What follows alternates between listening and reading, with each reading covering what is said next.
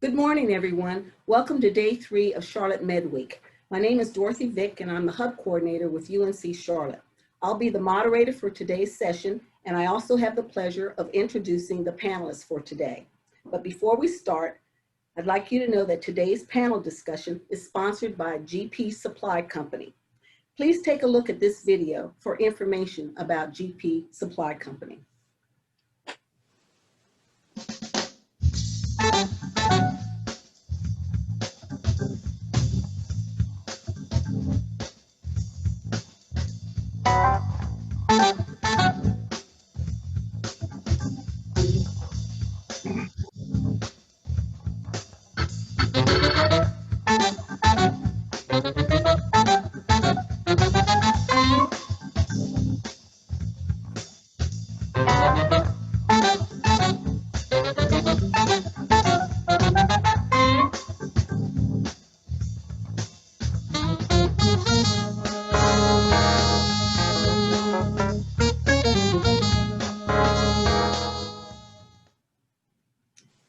I'd like to remind attendees that their mics are on mute and that questions need to be entered into the Q&A box below. Now on our panel today, we have the joint venture team of Carly Morris with Rogers Builders and Terrence Holt with Holt Brothers Construction. I'd like each of you to briefly tell us a little about yourself and then provide us with information about the company you're representing. Carly? Good morning, everyone. I'm Carly Morris. I'm a project manager with Rogers Builders. I have been in the industry for almost 13 years with experience in healthcare and education. I'm currently the project manager over the new West Charlotte High School, where we're joint ventured with Holt Brothers. Rogers Builders is a Charlotte-based woman-owned company founded in 1963. We're nationally ranked among the top 100 CM at risk firms by ENR, and we have over 400 employees in North Carolina and South Carolina. This is my first joint venture project with the Holt Brothers, and it's been great so far. Well, thank you, Carly, and thank you, Dorothy. I'm delighted to be a part of this panel discussion. My name is Terrence Holt, president of Holt Brothers Construction. I come into construction by way of an interesting background. I went to NC State University, but not for the traditional engineering or construction management degree. I got a sociology degree, and I was fortunate to be involved in sports and played football at NC State. And I guess I played well enough to be drafted in the NFL and played for 6 years. After transitioning from the NFL, I took some time, my brother and I, to kind of determine what business we wanted to start and engage in. And we decided construction was it. No formal training or background, just a dream and a hope and a plan of building a successful company. Since then, we founded our company in 2007 and have been just plugging away at building people, building with different project experience, and are fortunate now in 2020 to have built a reputable company that people are proud to work for. Speaking of the company, Carly mentioned it, us joint venturing on the West Charlotte High School job. We have done a number of joint ventures and been able to grow our company in that fashion, in that way. We went from 0 revenue to upwards of 30, 40 some odd million, and are tracking towards exceeding those goals, even in a COVID pandemic era. And so we're delighted to be on this panel and look forward to our discussion. Thank you, Terrence. We also have the Mentor Protege team of Glenn Wise with New Atlantic Contracting and Lee Addo with Sterling Construction Services. Once again, I'd like each of you to briefly tell us a little about yourself and then provide us with information about the company you're representing. Glenn? Hey everybody, my name is Glenn Wise, and I'm the pre-construction director for New Atlantic Contracting, a firm located in Winston-Salem, North Carolina. And I've been fortunate to weather about 22 years in the industry, and I look forward to many more years to come. But New Atlantic is an employee-owned firm founded by a team of engineers and managers that have worked together for many years. We were established in 2002, and we've enjoyed remarkable growth and but most importantly, we've built remarkable projects and lasting relationships. We have a saying around our company here that it's all about the people. The construction industry is a lot about bricks and mortar, but more importantly, it's about the people. And our family atmosphere at New Atlantic had earned us in 2019 the Triad's Best Place to Work. So we're very proud of that. Our project portfolio includes work in higher education, K through 12, historic renovations, museum and religious and healthcare projects. And we're committed to be a well-versed, hard bid, CM at risk, and design build company. We've been very fortunate over the recent, this past year for our projects to receive some really exciting awards. In 2019, the Carolinas AGC awarded us the Best Project of the Year, a Pinnacle Award. The ENR, Engineering News and Record, awarded us 2 projects for the Best Project of the Year. And the CPN, Carolinas Professionals Network, awarded us the Best Project of the Year. So we had a great year, but most importantly, we were recognized by the AGC for an excellent safety award for 0 lost time accidents for 50,000 plus hours. So we're very, very proud of that one. But none of these awards will be possible without the subcontractors and suppliers, many of you that are on this call. We believe in teamwork, and we really want to build teams that allow us to succeed. We're committed to diversity and inclusion, and at every level, on every project, our primary interest is not just about achieving goals, but working with good people and building relationships and helping companies succeed. Our mission is to earn client trust, and we're intently focused toward providing each client with a positive experience. We're glad to be a part of this panel and Charlotte MED Week, and look forward to building new relationships with you on this call and others. Thanks. Thanks, Glenn. My name is Addo. I'm president of Sterling Construction Services. We originally started in Georgia, but moved to North Carolina in 2013. We still operate in Georgia, but most of our operations now in North Carolina.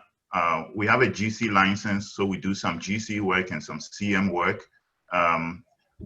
We also work as a sub. Interestingly, we work as a sub both to New Atlantic and to the Holt and Rogers joint venture on that West Charlotte school that Carly mentioned. As far as the company, we have a GC, we're growing. We have a GC license this year. We got an unlimited GC license, so we keep growing. The COVID has hit us a bit, but we're still plowing along. Some of the areas we work as a sub will be general trades and also specialties. And as I mentioned, we do GC and CM work. We're currently working as a CM at-risk partner with New Atlantic on 2 projects. One in Winston-Salem, it's a middle school, and then the other one, it's in the Triangle area. That's an elementary school. Okay, thank you all for that information. Now, the format for this panel discussion will involve a series of questions that will hopefully give the information to you, the attendees. And if in the event that we don't cover something that you have a question about, please enter that question into the Q&A box at the bottom of your screen so the panel members can address them. Carly and Terrence, I'd like you each to tell us why your firm was seeking a joint venture partner. You want to start, Carly? Go for it. You start. All right. Awesome. Well, we were seeking a joint venture partner because of a significant interest into entering the Charlotte market. We have been tracking Charlotte-Mecklenburg schools for quite a while and engaging and having discussion with the different people there, including Chiquita Lloyd and others, about kind of opportunities and how we might get a foothold into the Charlotte market. We also have been talking to Rogers Builders about just different opportunities. And a round of schools came out in an RFP, including West Charlotte High School, where we thought it just made tremendous sense for us to consider talking with one another. We had previously just completed a school for Wake County Public Schools, an elementary school, which was a renovation, and felt that we had some personnel with experience that could aid in our pursuit of high school, middle school, or elementary school. And so it was purposely for us to enter into the Charlotte market, work with CMS, and work with a good partner like Rogers, who we know is well regarded in Charlotte, not only Charlotte, but the state and surrounding area, but to do it with a partner whom had worked with CMS and could aid in our knowledge of the way in which CMS, Charlotte-Mecklenburg Schools, wants contractors to work. And that's why we decided to speak with one another and talk through the details, and that culminated into us creating a joint venture partnership to pursue the Charlotte-Mecklenburg Schools, namely the West Charlotte High School project. Yeah, while this was our first partnership with Holt Brothers, a lot of times it can be client driven that we decide to joint venture. Sometimes we have a really good relationship with another company. There's a lot of factors that go into the decision on whether we're going to seek a joint venture partner for a specific project. Sometimes it's resources. It just kind of depends on the situation and the project we're going after. Does it make sense? Do we have the resources that we need as a team? Do we have the experience? Is our team cohesive?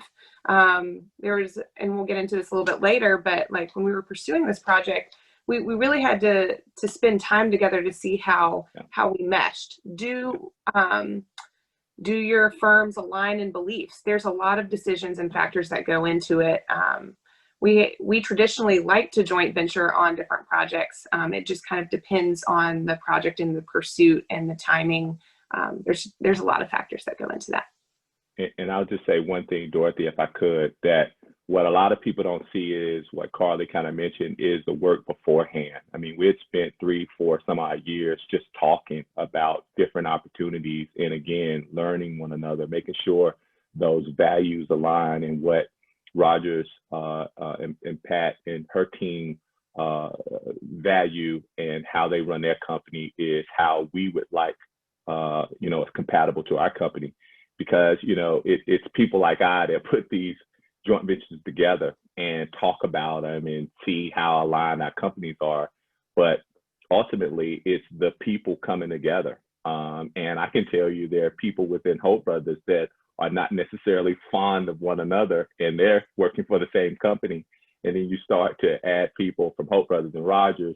You got personalities all the time that just have to mesh and get to know each other. And we're all anchored to the goal of being the best, serving our client the best, and that's Charlotte-Mecklenburg Schools. And so that's kind of what is the gel that pulls us all together. But it's a lot of upfront work that you should not just cavalierly approach a partnership.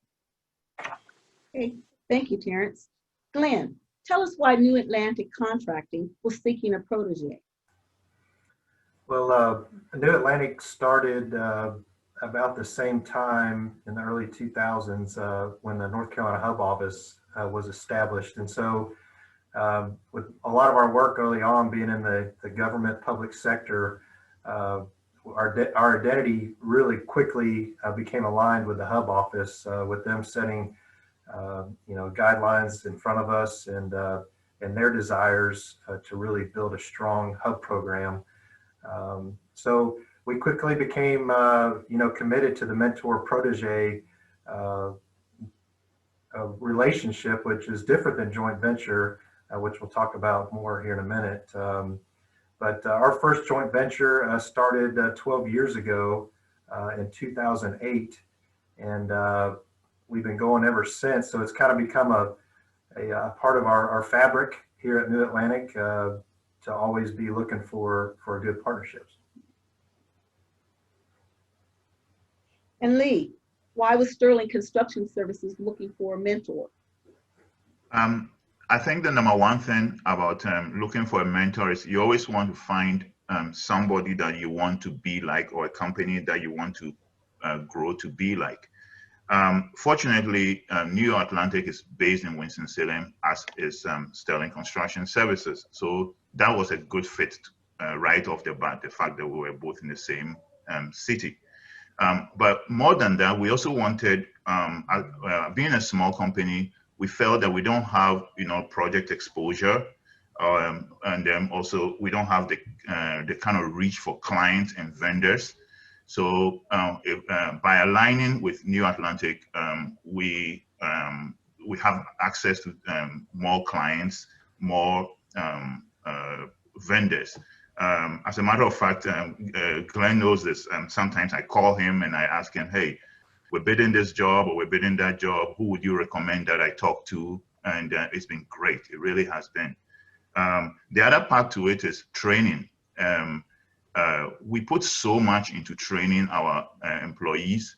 And in all honesty, when we team up, it's not just about money for us. It's an opportunity for our personnel to be trained by seasoned people, whether they are project managers or superintendents, and so they can learn along the way.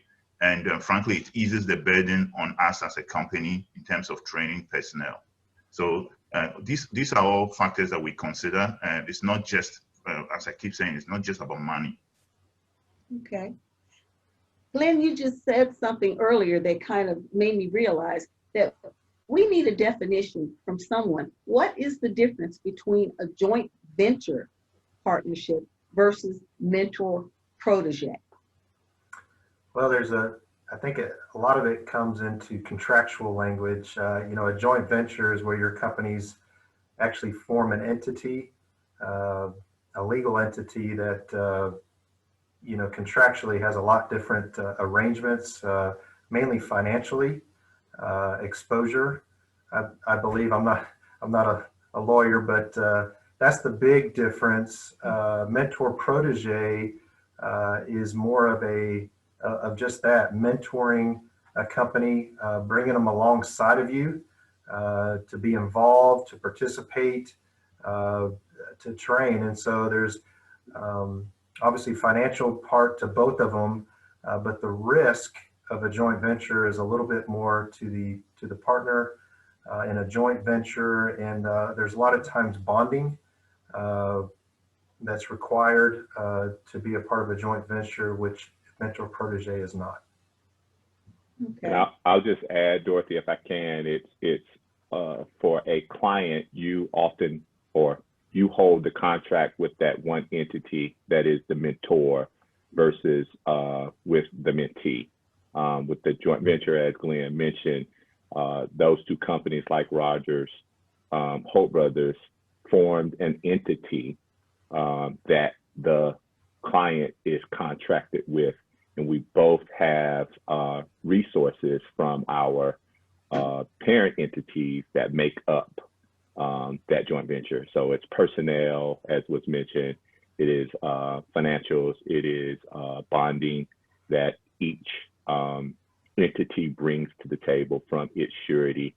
It's those things that is a legal, it's a legal formation of a company that you create. And but I will say that there are benefits to both, and it just depends on where you are in your growth trajectory. And to be quite honest with you, there are reasons to evaluate both, and it's all risk reward. Sometimes I think it was mentioned that Carly mentioned that what we all do, I think, on this panel is evaluate what clients want and are seeking. And oftentimes we don't buck at that. At that, if they're asking, or if it's easier to do a single entity or a contract with a single entity versus two entities, not every client understands joint ventures. They think these are it's more convoluted and it's tougher to kind of work with.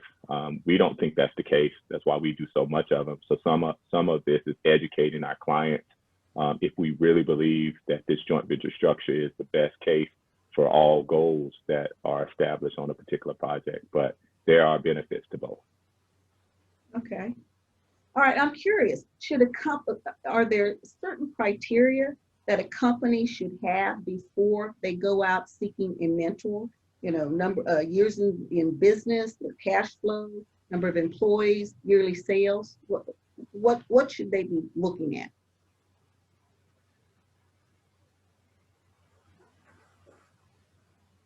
Go ahead, Sorry. Lee. Okay, I was just no, I don't want to dominate. You go ahead. No, you're fine. You're fine. I was just going to say that from a mentee standpoint or protege standpoint, your goal really is more about expectations. You know, if you what you ask yourself, what do you want to be, or where do you want to be, and if you find a company that it's along or has traveled that path, it makes your path easier if you align with that company. So it's more about finding a company that has a similar path, or a company that has interest in you as you follow that path. Yeah, and I'll just add to that. You know, I think of, you know, aligning your end goal with your mentor is really important. You know, I think a lot of people, when they think of mentor protege, they think, well, I've got to be with a general contractor. Let's say I'm a drywall contractor. Well, I need to mentor with a general contractor. That's not necessarily the case, because if your ultimate goal is to be the best drywall contractor, maybe you need to mentor with a larger drywall contractor. So I think the focus is, the discussion has been a lot about GCs and CMs, mentor joint ventures, but in the trade world, which a lot of small businesses are in, you know, find that trade that you want to grow in. Thanks, Glenn, for bringing that up, because that is an important aspect of the mentor protege. I'd like to ask you guys, what lessons learned or advice would you like to share about joint venture partnerships, and what makes a successful joint venture partnership? I would say don't start a project in the middle of a pandemic. That's probably been our so with this being my first joint venture project, we're about 5 months into our project, but I came on board during the pre-construction phase, during the pursuit. So I worked very closely with Terrence and his team and our team to pursue the project. So I think Terrence mentioned it earlier, that it takes, you know, years of relationship building and finding out about each other. The construction world is a small world, especially if you start looking at construction in North Carolina or in Charlotte or Winston-Salem. So, you know, in a weird way, almost dating each other, seeing if your company values are aligned is really critical. And then once you decide to take that step, you know, Terrence also mentioned that we've been looking at several projects, and you have to wait. You kind of feel like you have to wait for the right moment. And so we came together for this pursuit of this project, and we just really meshed really well. We spent time together. We talked about the project, and then once we interviewed, the feedback we got is that we seemed very cohesive, that we had been working together for years. So I think that speaks a lot to bringing the team together. And then I think just continuing that relationship as you're buying out the project, as you're bidding through pre-con, having both companies involved, just like you would a normal project. And then bringing teams together is probably one of the harder things on the operations side, but really bringing any team together, whether you work for the same company or not, can be difficult. So there's for our team personally, some of the lessons learned are like talking through technology. You know, we have certain systems to do. The systems that Holt Brother has in place with the laptops and iPads, do they mesh with ours? So I mean, nuances like that can be noise, but you can work through those.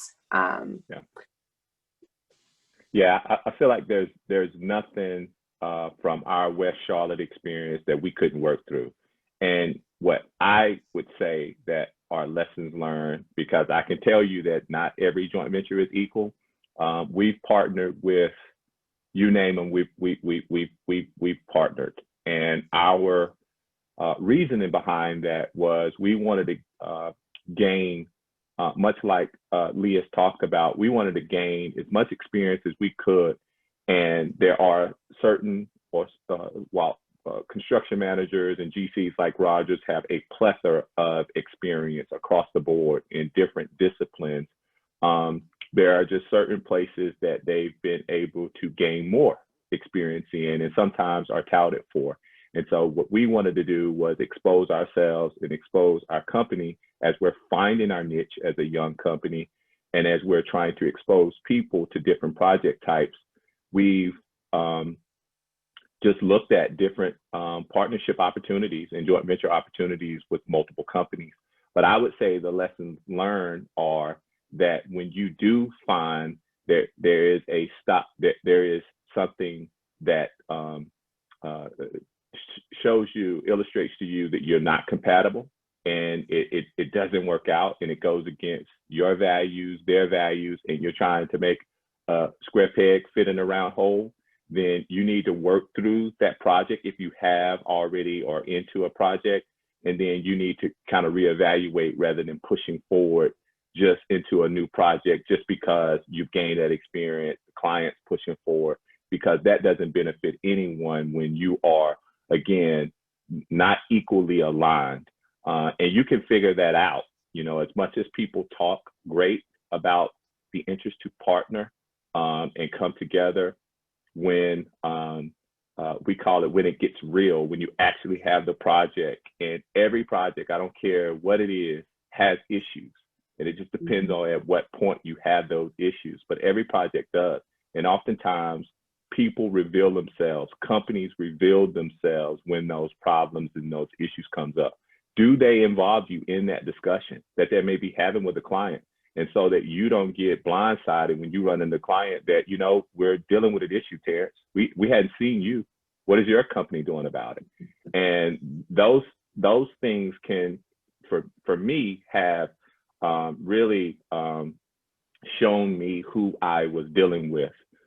Because when everything is rosy, we want to hear that, and that's great. But I want to know when things go bad, because to me, that's when I need to shine. I feel like that's when I need to turn on. I know people often, talk about their different roles with their company. But for me, it's trying to problem solve, and it's trying to put and give and allow our people the resources that they need, and to go ahead to solve problems and solve issues. They know how to do it. But when it rises to my level, I want to know, and I want to know quick. And I don't like, or I haven't been fond of, when partners may meet with clients out, and I don't know, and there are issues that may happen that I run into the client, and the client makes me aware of those issues, and it almost is like I am not part of that discussion, or I was not brought to the table to rectify the issue. So it is, if you run into something and you realize that as part of these partnerships, it's okay to say no. It's okay to not partner again, because it's worse off for you to be in a bad partnership, no different than it is probably a bad marriage. It's just not good. It won't benefit anybody, even if you're making money. Thanks for sharing that, because that definitely means that you really need to think about what your role is going to be as far as that joint venture partnership. And I also like the fact that you brought out that they're not always equal. A lot of times people think they're 50-50, and they might be a 10-90, 30-70. So that's an important aspect to think about. What lessons learned or advice would you like to share about the mentor-protege partnerships? And what makes a mentor-protege partnership successful? Yeah, I'll go first, Lee. One thing that I think you need to consider is that JV or mentor partners, they're a long-term commitment. I think over 12 years, besides Lee and his group, we've had 2 other companies that we've partnered with, and these partnerships average 3 to 4 projects and a 5 to 7 year duration. But the goal ultimately is for the partnership or the protege to break off and pursue their own work. Our last partnership, was many people know, was WC Construction, and they've done just that. WC Construction is a thriving general contractor, and they compete against us now for work, and they beat us on several occasions. So that's the ultimate goal. One other thing I'd say is that I've learned on our projects is projects get hectic. Projects, everybody's got their roles, and it's easy to allow time to go by without connecting with your partner. One thing that Lee and I have talked about, and just recently on this past project, we're implementing, meeting on a regular basis, setting, besides the project meetings where it's just the 2 of us or 2 companies getting together and talking to make sure that we're in alignment. I understand what his expectations are. He understands ours, because if you don't communicate, similar to what Terrence was saying,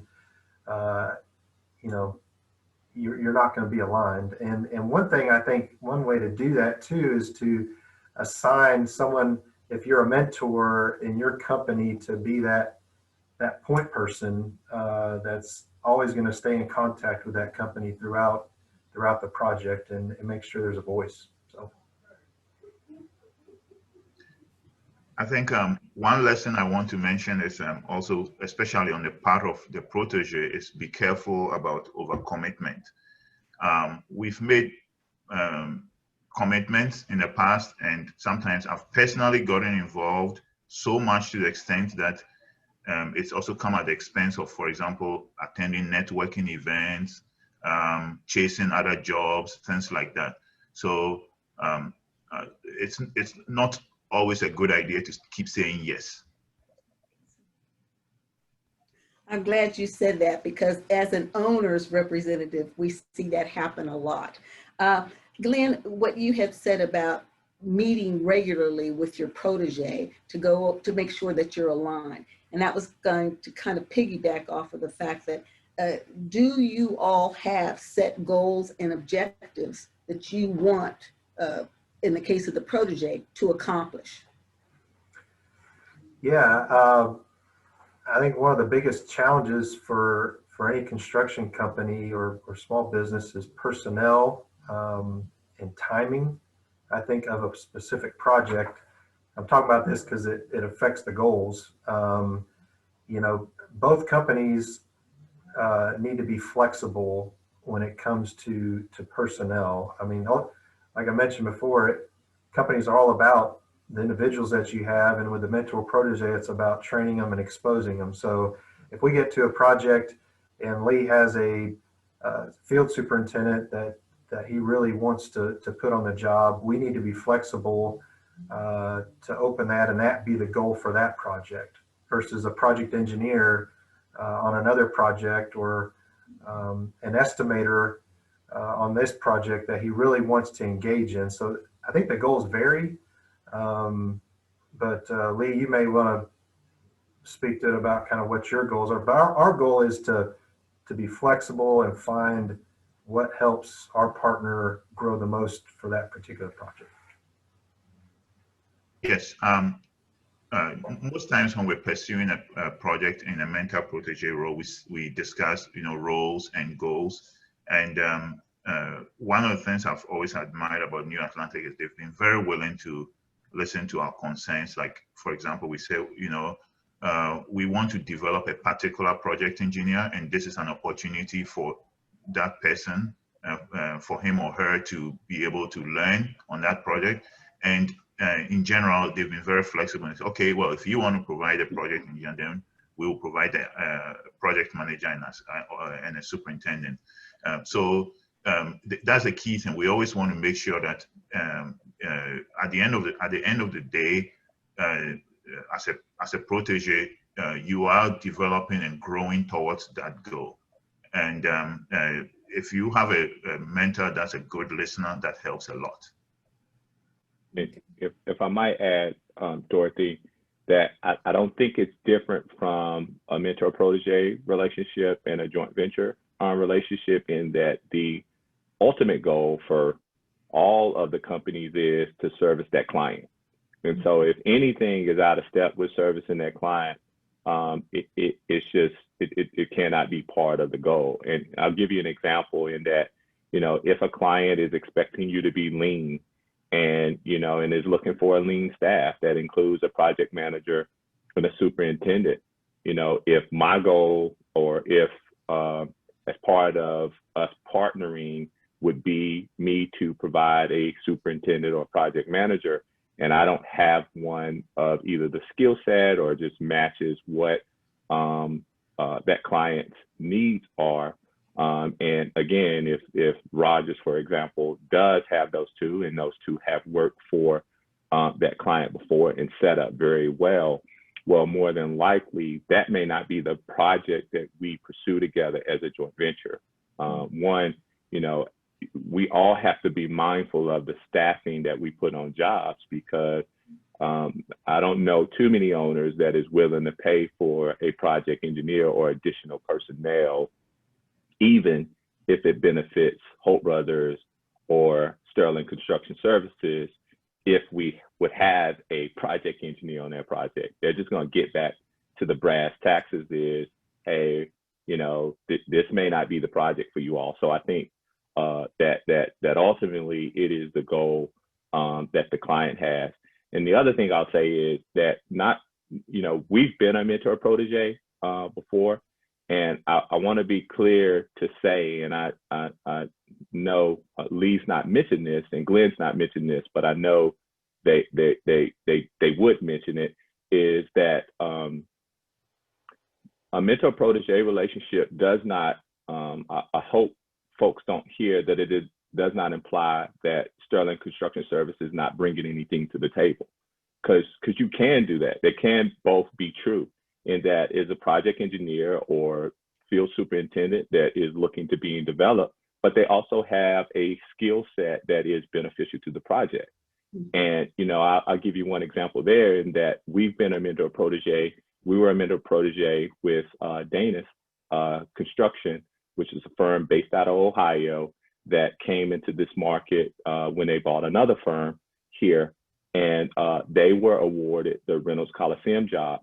We, Holt Brothers Construction, was looking to bolster our recreation experience. Being an NC State grad, this was a place that meant or means a lot to both my brother and I. And we brought experience from working with NC State University on past projects. We brought state construction experience. And so while we were looking to grow a project engineer, and we didn't have the experience in recreation that the firm that Edes bought had, and which means they had, what we did have was state construction experience. What we did have were relationships, and where that marriage came together, where we were able to help Edes navigate the state construction process. They were able to help us develop a project engineer, grow that project engineer's experience, and that has culminated into that same project engineer that worked on that particular job. She's running now her own CM risk job for Holt Brothers Construction independently. So there's oftentimes that these mentor-protege relationships can bring, and do, I would encourage mentor-proteges or mentors, or proteges, that you do bring something to the table. You can bring that client relationship. Just because you don't necessarily have the bolstered experience that your mentor may have, we should all, I think, have a relationship with that client. And in doing so, that will help your cause, that will help with the understanding of your pathway of growth. And that will be, I think, more something that a client can understand, and it's less of them trying to kind of understand how y'all come together and why Sterling Construction Services or Holt Brothers Construction is partnering with New Atlantic or Rogers Builders. That's a good point, Clarence. As a small GC company, what's the best way to find a mentor? What would you do? I'm just thinking out loud here. I want you to do that, Glenn, please. All these networking events, I know we attend a lot of them, but what a better place to have 20 to 30 contractors that you can just begin to dialogue with and get to know. And, I think one thing in being active in their projects, a small general contractor, doing the general trades packages and things like that can just expose you and start to build relationships. Those conversations that are not just sitting at a booth, but on a telephone or one of these Zoom calls now that you can actually begin to know them. That's what I'm thinking.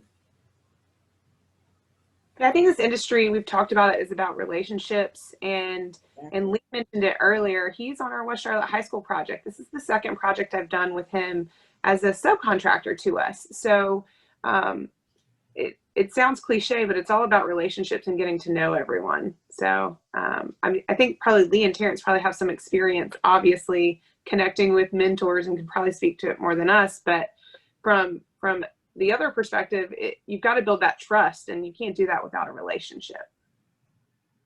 I think that's key what you're saying, Carly, because again, as an owner, sometimes I've seen the relationships and it's been basically a one-time deal. It's just for this project, we're doing this because we're hoping we're going to please the owner and they'll come back and pick us again. I kind of refer to it as speed dating. So I think developing that relationship and really taking time to learn about the person or the company that you want to mesh with is very important, very. Okay, I have one. What do you do to assure that the site issues are addressed fairly as a joint venture team? Well, you talk about them. Address fairly doesn't mean necessarily that it's a person from Holt Brothers that has to solve it.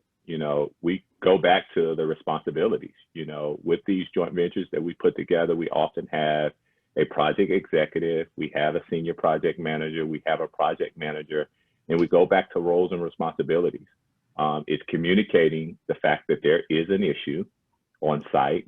And I can tell you from my vantage point as being kind of president, and while I am aware of the job, certainly, and I know our goal in mind, I know the scope of work, et cetera, I'm not on the daily like Carly is and knows the daily and could tell you what's going to happen tomorrow or what's scheduled to happen tomorrow.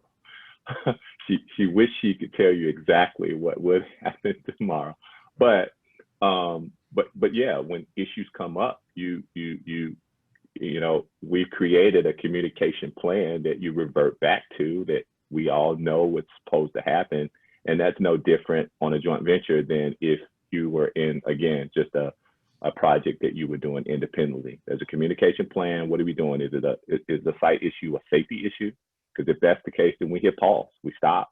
We got to investigate. We got to make sure there is no issue before we would start up. We would communicate with the client.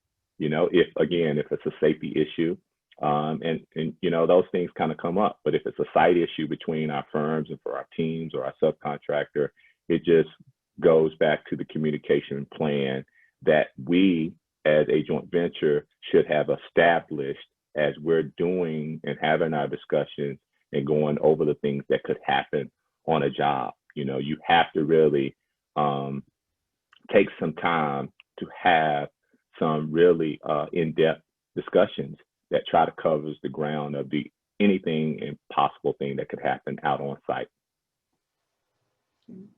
All right, this question is for Holt Brothers and Sterling Construction. Have either of you joint partnered with other MBE companies in a similar relationship? And then there's a part 2 to the question. Do you mentor other MBE companies? I'll go first. To answer the question directly, the answer is yes. On the West Charlotte job that we're doing right now with Rogers and Holt Brothers, we're actually teaming on that job with Mr. Clean, Mr. Clean Maintenance Services. This is actually not our first partnership with them. They're a minority and also veteran-owned business. This is actually our 8th partnership with them. So we do seek other minority companies, small businesses, and we partner strategically to pursue jobs. I mean, frankly, the way I see it is, if say Rogers and DPR can form a joint venture, if Balfour BT and another company can form another big company can form a joint venture or partnership, why not the small businesses too? So Dorothy, Rogers Builders is considered a WBE, and there's classification in whether the hub office considers them a minority business versus MBE or African American owned business like our business. Just depends upon whose guidelines. Sure. That could be considered a all minority team. I know how CMS counts it as such. But to answer your question, we have. I mentioned that we partnered in most of the partnerships that we talk about are our larger projects. But what we don't talk about is the pursuits that we were not awarded. And we've tried to pursue some projects with an all MBE team where we just fell short. We're constantly having discussions with our MBE partners, and I won't mind naming some of those. I know some people don't like to give people free advertisement, but I think there's enough out here for everybody. But it is the Metcons, it is the DA Everett, it is the Sterling Construction Services, it is the WC Construction, William Cochran and his group. It is those firms of which we do run in each other at State Construction Conference. We do run in each other at Med Week events across our state. And I care to know how their business is doing.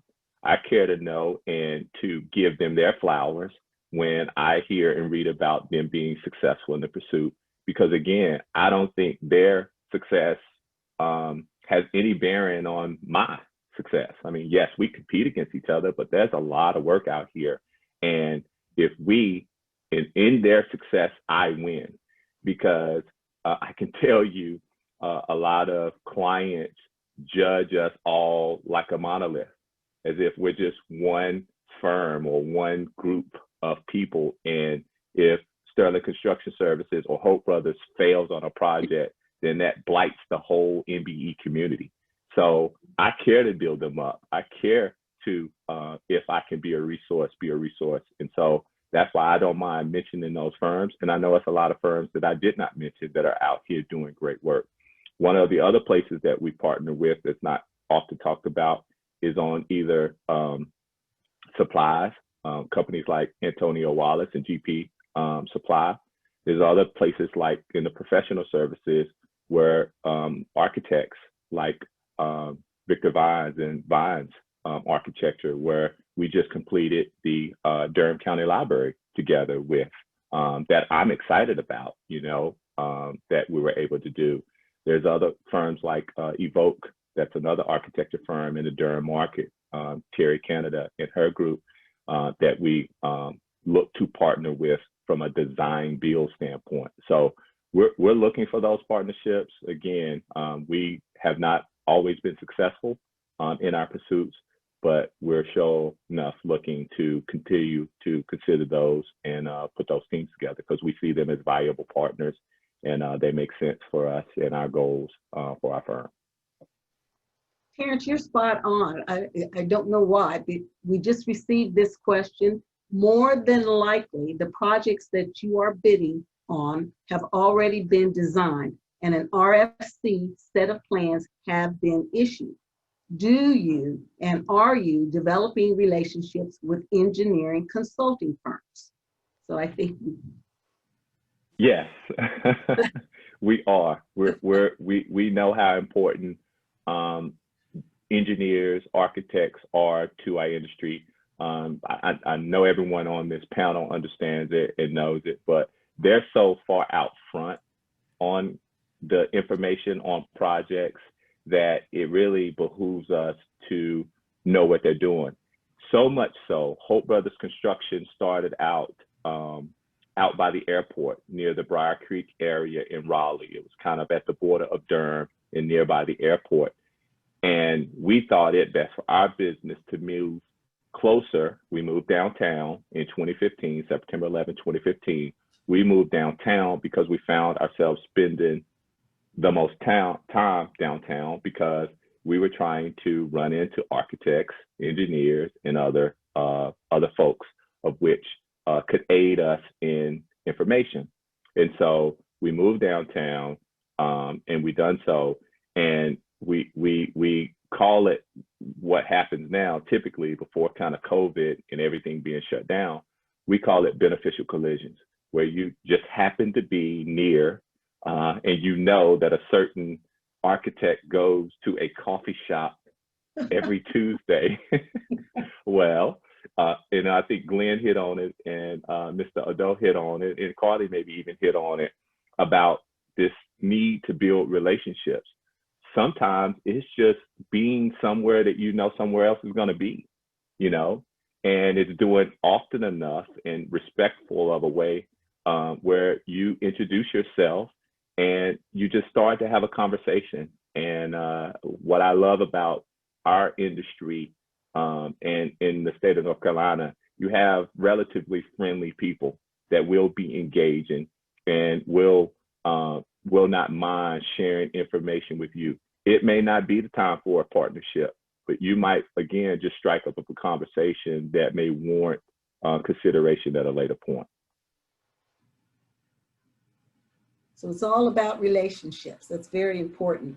And I guess I would ask that when you talk about the relationships, and I know someone had earlier had asked about where you look for a mentor. I just wanted to say to the attendees that if you go to the U.S. Small Business Administration's website, they have numerous bits of information about joint venture relationships as well as mentor protege. So I would encourage the attendees to go and look at that site. I think we have another question. Nope, they just said thanks because you answered that question.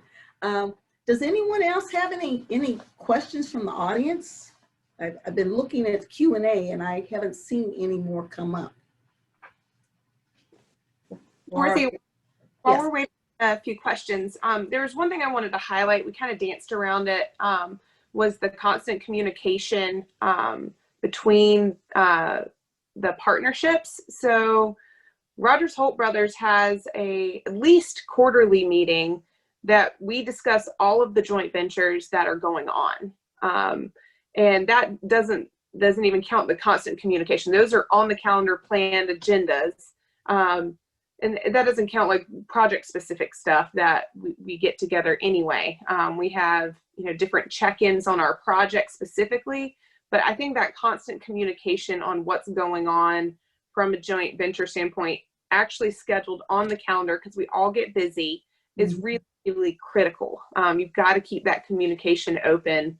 Because, it's kind of like feedback in general with employees. If you don't have that specifically scheduled and intentional about it, you'll just get busy with the day-to-day stuff. So being intentional about those conversations, constantly getting better, looking at what is everyone getting what they need out of the partnership. All of that's really critical to the success of a partnership and a project.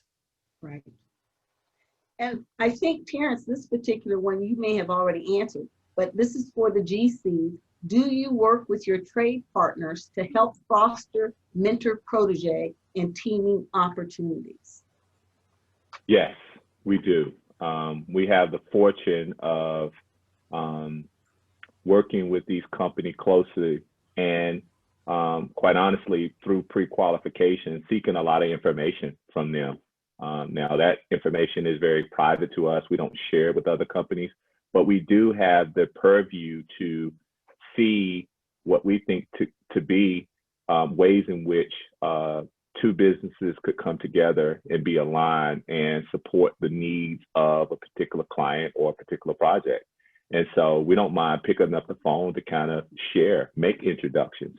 Now, we cannot make anybody partner. We cannot make anybody come together. We cannot make your goals be aligned, your values be the same.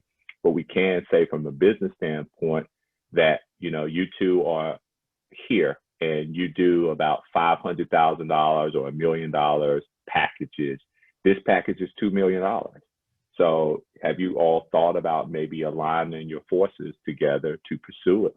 And it would make, from a pre-qualification standpoint, you fit that, and we value you and value you independently, and we don't see that changing if you all were to form a partnership. So yes, we pick up the phone. Really, the backbone of our businesses, we've talked about it on this panel discussion, that is our people, right? And that's what we're trying to grow, develop, retain, make sure we're aligned with. But really next to that, and just as equal as that, is our subcontractors and those relationships. If we don't have those, New Atlantic, Holt Brothers, Rogers Builders, Sterling Construction Services, we're not in business. And so it behooves us, again, I've used that word before, but it behooves us to have those discussions, be in constant discussion with our subcontractors.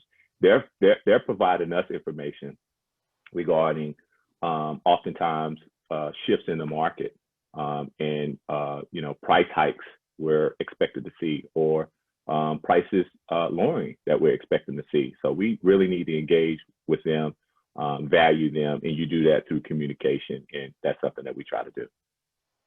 Okay.